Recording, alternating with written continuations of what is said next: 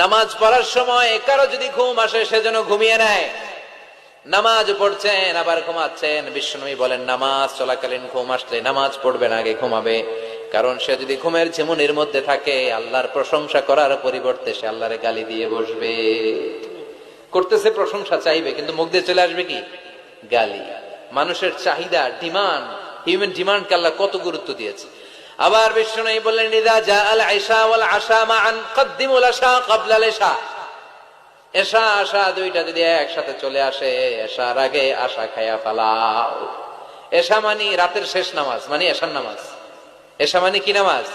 রাতের নামাজ। আর আশা মানে রাতের খাবার, সাপার অথবা ডিনার। রাতের খাবারকে আরবিতে কি বলে? আশা। আর এশার নামাজের আরবিতে কি বলে? এশা।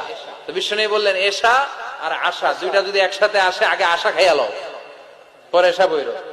কারণ আশা